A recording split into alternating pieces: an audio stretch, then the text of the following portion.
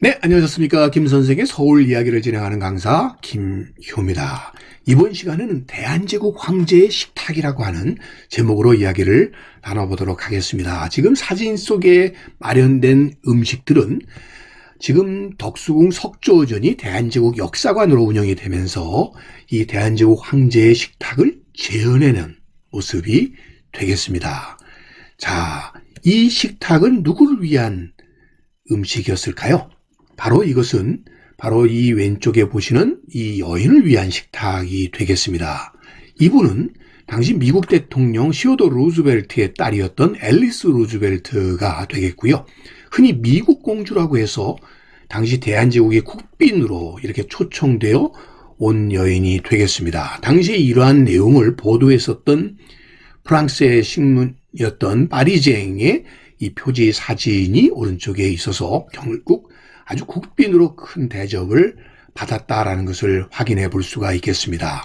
이 여인이 우리나라에 오게 되었던 배경에는 당시 1905년 러일 전쟁에서 예상을 깨고 러시아가 일본에게 패배하고 난 뒤에 당시 미국의 전쟁부 장관이었던 지금의 국방부 장관이죠. 윌리엄 하워드 태프트가 당시 일본의 내각 총리 대신이었던 가스라 다로우와 비밀 협정을 맺고 난 직후가 되겠습니다. 이유가 되겠습니다.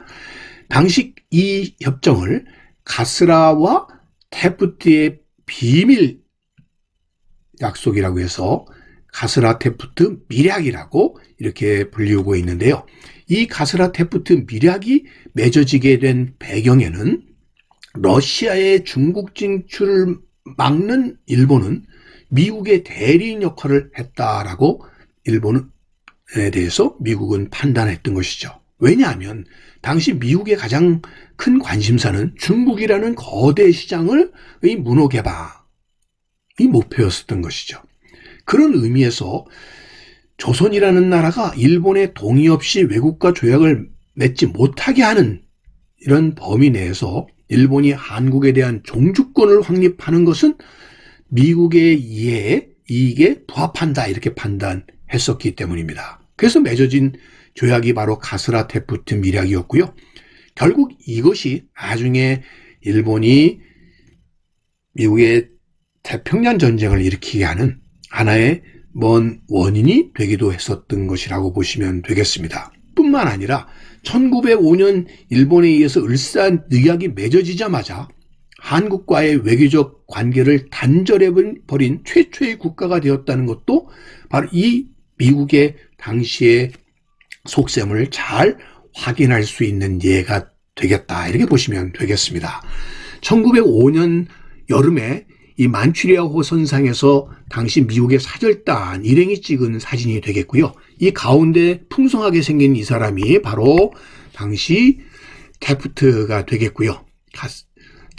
가스라 태프트 밀약을 체결했던 이 태프트 사절단장이 되겠고요. 가운데 이 여인이 바로 이 앨리스 루즈벨트가 되겠고 그와 약혼했고 그 다음에 결혼하게 되는 당시 하원 의원이었던 니콜라스 롱워스의 모습이 되겠습니다. 자, 배에서 내리는 모습이 되겠고요. 이 협정 이후에 태프트는 귀국을 하게 되고요.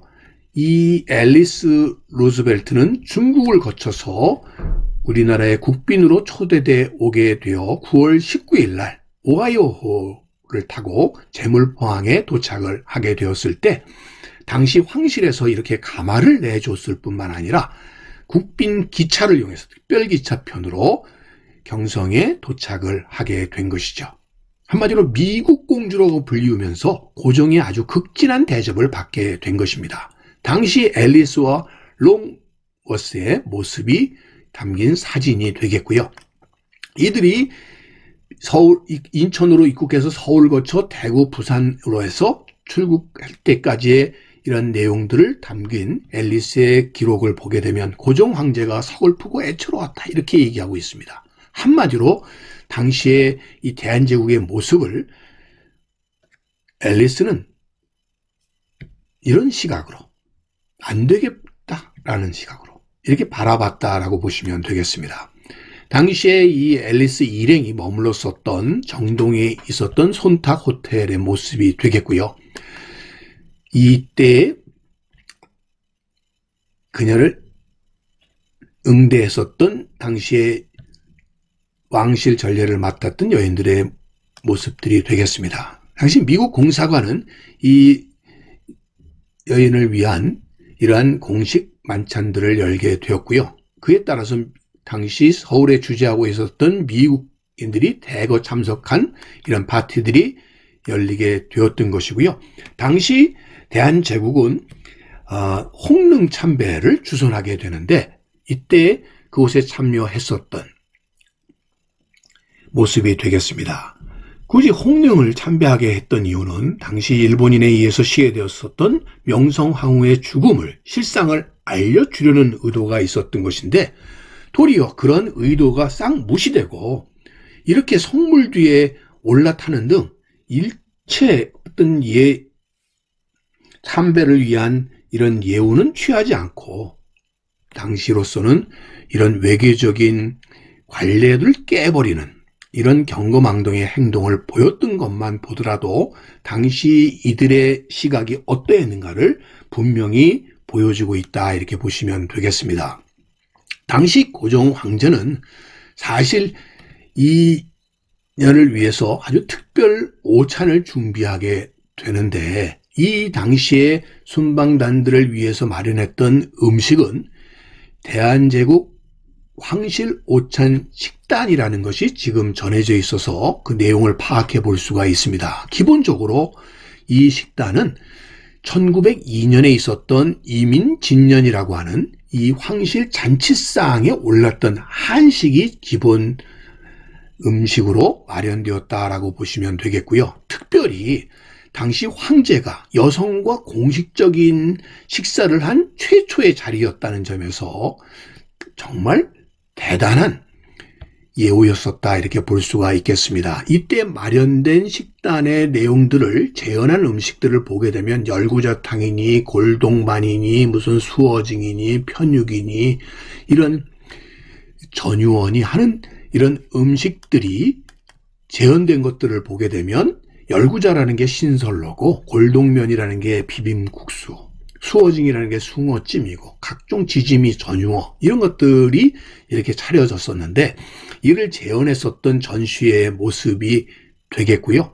자, 이렇게 전시가 되는데 기본적인 이 당시의 음식은 바로 이 1902년에 있었던 큰 잔치상을 재현했다고 하는데 여러분들 지금 광화문 광장 지금 교보빌딩 앞에 있는 기념비전이라고 하는 이 건물을 기억하실 텐데요. 이 기념비전이 바로 이 1902년을 기념하는 비가 세워진 곳입니다. 바로 어떤 일이 벌어졌느냐 하면 바로 이 해에 고종 황제가 왕위에 오른 것이 1863년으로서 40주년이 되는 해라는 거죠. 그래서 40주년을 축하하면서 한편으로는 51세가 되어서 60세를 바라본다고 해서 결국 황제의 만수부강을 비는 무강을 비는 그런 의미에서 이루어졌던 큰 잔치, 그를 위한 이 건축물이 되겠고요. 이를 위해서 썼던 이 현판은 당시에 세자였었던 황태자였던 이 순종 황제가 후에 순종 황제가 예필이라고 해서 직접 썼다는 것을 이 현판을 통해서 확인할 수 있고요.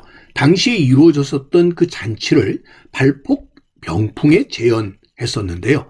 그게 바로 이민진년도가 되겠습니다. 이것들을 통해서 당시에 차려졌었던 음식들을 추적해 볼 수가 있었고 이런 것들을 통해서 당시에 다시 준비되었었던 이 잔치상의 이런 기록들을 통해서 이 당시에 앨리스를 위한 어떤 음식이 마련됐는지를 재현하게 되었다라고 보시면 되겠습니다. 자, 이렇게 국빈으로서 마련되었던 이 앨리스를 위한 오찬을 준비했었던 고종의 실제의 심정은 바로 이것이었습니다. 1905년 러일전쟁에서 일본이 승리하고 난 뒤에 고종은 대한제국을 살리기 위한 하나의 정말 간절한 심정에서 갓 21살밖에 안 된 미국 대통령의 딸을 이렇게 융숭하게 대접하게 되었던 것입니다. 그 이유는 뭐였느냐면 바로 미국은 대인배의 나라라 조선과 거리가 멀어서 우리나라를 침입해 올 일도 없고 미국은 황금의 부국이니까 우리에게 물질적으로 덕을 베풀 것이고 종교 지상주의 국가이니까 도덕을 존중하는 터라 모욕과 야심도 적을 것이라고 하는 이 대인배의 나라 미국이 우리를 도와줄 거라고 하는 간절한 믿음이 있었기 때문입니다. 그러나 이미 여러분들 아시다시피 가스라 테프트 밀약이라는 게 이미 맺어졌다는 사실을 이 당시 고종은 알지 못했던 것이죠.